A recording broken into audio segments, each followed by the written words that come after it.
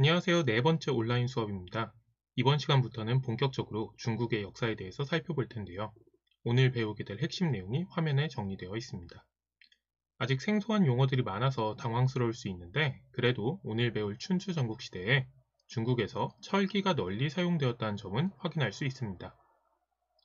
철제 농기구가 사용되면서 농업 생산력이 증가하고 철제 무기가 전쟁의 규모를 키우고 그 양상을 변화시켰습니다. 이와 더불어 춘추 전국시대에 어떤 변화가 나타났는지 구체적으로 확인해 봅시다. 종법제를 바탕으로 한 봉건제는 주 왕실이 이전보다 확대된 영토를 효율적으로 지배할 수 있게 해주었습니다. 하지만 시간이 흐를수록 왕실과 제후 간의 혈연관계가 멀어지면서 봉건제의 운영이 부실해졌고 결국엔 기원전 770년 견융족의 침입을 받은 주가 수도를 러양으로 옮기면서 동주시대가 시작됩니다. 그런데 주목할 건 이때부터 사실상 주 왕실은 역사의 주인공이 아니었다는 점입니다. 이 시기의 주인공은 각 지역의 제후들이었고 그들의 충돌이 이어졌습니다. 그리고 그 결과 혈연 관계를 기초로 사회 세력 간의 위계 질서를 세웠던 봉건제는 완전히 무너지게 된 것입니다. 그러다 보니 이 시기는 동주 시대라고 불리기보단 여러 나라 간의 경쟁을 보여주는 춘추 전국시대라는 이름으로 더욱 널리 알려져 있습니다. 춘추 전국시대는 각각 춘추시대와 전국시대를 합쳐 부르는 말입니다. 기원전 770년 주가 러양으로 천도한 시점부터 진이 중국 전역을 통일한 기원전 221년까지의 500년의 시기를 말합니다. 긴 세월이 흐르는 동안 각 지역의 제후들은 천하의 패권을 잡기 위해 서로 경쟁하는데 이 과정에서 기원전 403년을 즈음하여 그 성격이 크게 한번 변합니다. 그 전반부인 춘추시대는 지역의 제후들이 서로 경쟁하면서도 주 왕실의 권위는 인정했던 시기인데요. 다시 말해 제후 중에 가장 힘이 센 세력이 다른 제국을 제압하고 주 왕실을 받들어서 주변 이민족인 오랑캐를 물리친다는 그런 명분을 내세웠던 시기인 거죠. 이렇게 춘추시대의 우위에 섰던 세력이 지도에 파란색 동그라미로 표시되어 있는 5나라인데 이를 춘추 5패라고 합니다. 그런데 기원전 403년에 춘추 5패 중 하나였던 진나라의 대부였던 조, 위, 한 세 가문에 의해 진이 쪼개진 일이 벌어집니다. 이 즈음부터 여러 나라들 간의 전쟁이 더욱 치열해집니다. 이 시기의 제후들은 각자가 왕이라 칭하면서 주변 지역을 아예 점령하고 멸망시켜버린 것입니다. 그 결과 이제 전국에 여러 왕이 등장하며 약육강식의 치열한 경쟁이 시작된 것입니다. 천하를 다스리는 왕은 하나일 수밖에 없으니까요. 춘추 전국시대의 기본적인 분위기를 살펴봤습니다. 시간이 흐를수록 제후국 간의 경쟁이 치열해졌죠. 이런 시대적 분위기는 단순히 제후의 욕심이나 갈등 때문만은 아닙니다. 오히려 그보다는 사회적 경제적 변화가 이를 뒷받침해줬던 거죠. 그 중에서 가장 중요한 것이 바로 철기의 사용입니다. 철기는 청동기보다 단단하고 날카롭게 재련할 수 있을 뿐만 아니라 재료를 구하기 쉬워 대량 생산이 가능했고 그 결과 철로 만든 농기구와 무기를 쓸 수 있게 됩니다. 우선 철제 농기구의 사용은 농업 생산량의 증가를 가져왔습니다. 또한 이 시기에 소의 힘을 농사 짓는 데 활용하는 우경이 보급되면서 생산량이 더욱 증가하죠. 여기에 농업의 발전은 일반적으로 상업과 수공업의 발전을 가져옵니다. 그 전보다 많이 생산하면 잉여를 거래하려 들 테니까요. 이렇게 상업 거래가 또 활성화되면서 상업 거래가 활발한 지역이 도시로 성장하게 되죠. 그리고 거래를 편리하게 하려니 화폐도 쓰이기 시작하는데 대표적으로 도전과 포전이라는 화폐가 나타납니다. 이전보다 생산량이 증가하고 경제가 발전하면 각 세력 간의 갈등과 전쟁의 규모도 커지게 됩니다. 전쟁을 통해서 얻을 게 많아지니 더욱 치열해지는 거죠. 반대로 전쟁에 패배하면 이제 모든 걸 잃을 수도 있게 되는 겁니다. 특히 이와 더불어서 철제 무기의 사용도 전쟁이 치열해지는데 큰 몫을 합니다. 훨씬 강력한 무기를 많이 들 수 있으니 전쟁에 참여하는 병사의 수도 늘어나는 거죠. 그 전까지 힘의 우위를 인정하면 멈추던 춘추 시대의 전쟁이 끝나고 먹고 먹히는 전국 시대의 전쟁이 시작된 것입니다. 원래 전쟁은 귀족이 전차를 몰고 치르던 것입니다. 따라서 전쟁에 참여할 수 있는 장비를 마련하는 것 자체가 쉽지 않았고 전쟁의 규모도 생각보다 그리 크지 않았습니다. 근데 철제 무기가 보급되면서 훨씬 많은 사람들이 무장을 갖출 수 있게 된 거죠. 그리고 그 결과 전차 중심의 군 편성은 보병과 기병을 중심으로 변화하게 됩니다. 이로써 훨씬 대규모의 전쟁이 이루어졌고 다른 세력을 굴복시키는 데서 만족하던 전쟁에서 다른 세력을 완전히 제압하고 한 나라를 끝장내는 정복전쟁으로 변하게 되었죠. 이제 전쟁에서 패배하면 완전히 나라가 사라질 수도 있게 된 겁니다. 결국 시간이 흐를수록 수많은 제후국들이 사라지고 마침내 전국 칠웅이라고 불리는 7나라가 남게 되면서 경쟁이 더욱 가열차게 이루어지게 되는 거죠. 이런 상황에서 새롭게 등장한 흐름이 바로 변법입니다. 용어 그대로 법을 바꾼다는 것인데 개개의 법률 개정의 의미를 넘어서 나라를 이끌 비전과 사상, 제도를 바꾼다는 뜻으로 체제 변혁이라고 생각하시면 되겠습니다. 자, 그럼 변법의 목표는 무엇이냐? 바로 부국강병, 즉 나라를 부유하게 하고 강한 병사를 키우자는 거죠. 왜일까요?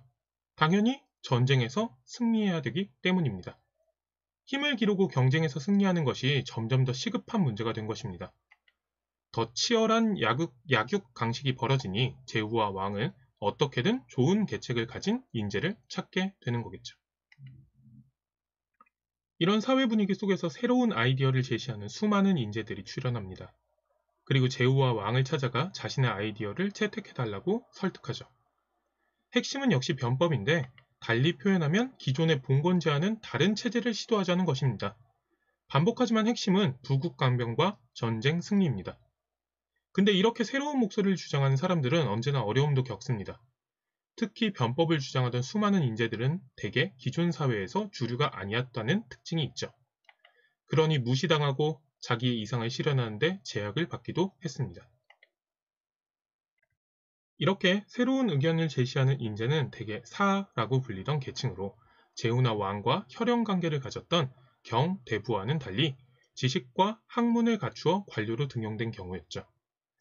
자, 그러다 보니 사계층이 주장했던 변법은 기존의 주류 세력의 반발을 사기도 했습니다. 변법에 대해 구체적으로 살펴봅시다. 사계층의 성장에 대해서는 지금까지 설명해왔고 이 사계층을 등용하며 관료제 또한 발전합니다.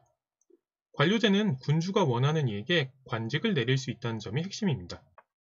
기존에는 혈연 관계의 가깝고 먼 정도가 중요했고 특정 지위는 특정 가문이 세습하는 경우도 비일비재했습니다. 결국 관료제의 등장과 사계층의 성장은 신분보다 실력을 중시하는 풍조가 발생했음을 보여주는데 대표적인 인물이 상왕입니다. 그는 위나라 출신임에도 서쪽 변방에 위치한 후진국인 진나라에서 재상의 자리에 올라 20년간 강력한 변법을 시행하였습니다. 상왕이 추구한 변법의 핵심은 왕을 중심으로 권력을 집중시키는 것이었습니다. 이를 통해 중앙에서 백성을 하나하나 직접 지배할 수 있는 체제를 만들고 세금을 거두어서 군사력을 강화시키는 데 초점을 뒀었죠. 대표적인 정책으로는 군현제가 있는데 핵심은 지방관을 파견하는 것입니다.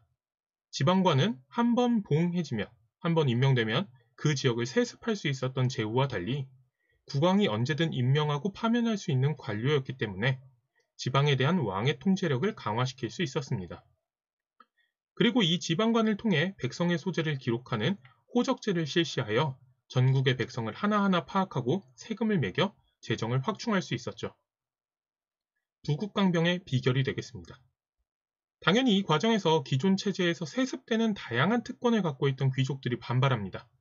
하지만 상황은 신상필벌을 기준으로 한 강력한 법 집행을 통해 귀족의 특권을 제한합니다. 이런 엄격한 법 집행과 관련된 일화는 학습지에 참고 자료에 실어두었으니 살펴보도록 합시다. 상황과 같이 군주의 강력한 권위를 강조하고 엄격한 법 적용을 강조한 이들을 법가라고 불렀습니다. 그런데 당시에는 이런 법가 말고도 다양한 아이디어를 갖고 있던 인재들이 많았죠. 사회의 혼란이 왜 발생했고 어떻게 하면 해결할 수 있을지에 대한 생각이 서로 달랐던 겁니다. 그 결과 춘추전국 시대에는 다양한 사상이 발전하고 수많은 사상가들이 등장하는데 이를 제자백가라 합니다. 이들 중에는 앞서 살펴본 사계층 출신들이 많았던 건 더 설명할 필요는 없겠죠. 이들 제자백가는 전국을 유랑하며 제후와 왕에게 자신의 생각을 설파하고 군주는 이들 중 자신의 마음에 든 인재를 관료로 채택하여 다양한 개혁을 추진해 갔던 것입니다. 제자는 여러 학자를, 백가는 수많은 학파를 의미합니다. 결국 춘추전국 시대에 엄청 많은 학자와 학파가 등장했다는 건데 중국 사상의 기본적인 틀은 이 시기에 정립되었다고 봐도 무방할 정도입니다. 그 중에서 대표적인 학파로 유가, 도가, 묵가, 법가를 꼽는데요. 화면에는 그 사상적 조류를 이해하기 쉽게 풀어보았습니다. 상황과 같은 법가 사상가는 오른쪽 아래와 비슷한 생각을 했겠죠. 그럼 오늘 수업 내용의 마지막으로 다양한 사상의 구체적인 주장을 살펴보겠습니다. 먼저 공자의 유가는 가족 간의 윤리를 중시하였는데 이를 가족을 넘어 사회 전체로 확장하여야 한다고 주장하였죠. 다만 오해해서는 안 되는 게 다른 사람을 가족처럼 여겨 모두 똑같이 대우하려는 게 아니었습니다. 여기서 가족은 부모와 자식처럼 위아래의 위계가 존재하는 것으로 각자가 자신의 위치에 적합하게 맞게 정해진 예절을 지켜야 함을 강조한 겁니다. 이렇게 예라는 형식을 통해 인간다움이라고 불리는 인을 실천하는 도덕 정치를 강조한 것이 공자이고 이는 후에 맹자와 순자로 이어집니다. 한 가지 기억할 것은 공자가 생각하는 예의 기준이 주나라였다는 점입니다. 공자는 주나라에 대한 예의 범절이 무너졌기 때문에 춘추 전국에 혼란이 생겼다고 본 것이죠. 이와 달리 도가와 묵가, 법가는 다른 생각을 가졌습니다. 특히 그 생각은 유가에 되게 공격적이었는데요. 주나라 때의 예를 되찾자는 보수적 성격의 유가와는 상당히 다른 생각을 했던 겁니다. 도가는 사람들이 만든 인위적 제도가 도라고 불리는 자연의 법칙을 거스르는 것이라 주장하며 인위적 제도를 배제해야 한다고 했는데 유가가 주장한 예의 범절, 예도 그중 하나였죠. 대표적인 사상가인 노자와 장자는 인위적으로 무엇인가 하려 하지 않고 스스로 그러한 대로 살아야 한다는 무위자연의 논리를 강조하였습니다. 묵가는 또 입장이 좀 다릅니다. 묵가는 가족윤리를 강조하는 유가의 논리가 차별적인 것이라고 여기고 차별 없는 사랑인 겸해를 강조했습니다. 그렇기에 가족윤리의 바탕을 둔 신분보다는 개인의 능력을 중시하기도 하였죠. 법가는 또 다른 측면에서 유가를 공격합니다. 얘는 너무 무르다는 거예요. 강제성이 있는 법을 엄격히 적용하고, 그러니까 강제성이 없는 예 대신에 강제성이 있는 법을 엄격히 적용하고 법을 제정하는 군주가 절대적인 권위를 가져야 한다고 본 것이죠. 이 외에도 논리를 강조한 명가, 병법의 중요성을 강조한 병가, 외교 관계를 중시한 종행가, 주술적 성격을 갖고 있는 음양가 등이 있었는데 전국시대 말기가 되면 제자백가 사상은 각기 다른 학파의 사상을 받아들여 절충하는 방향으로 나아가게 됩니다. 이제 철기의 복음 말고도 춘추 전국 시대에 나타난 다양한 변화가 역사적으로 어떤 의미를 가지고 있는지 설명할 수 있게 되었을 겁니다. 다음 시간에는 치열한 전국 시대의 분열과 전쟁을 끝내고 중국 최초의 통일제국을 수립한 진시 황제에 대해 알아보도록 하겠습니다. 그럼 다음 시간에 만나도록 합시다. 여기까지입니다.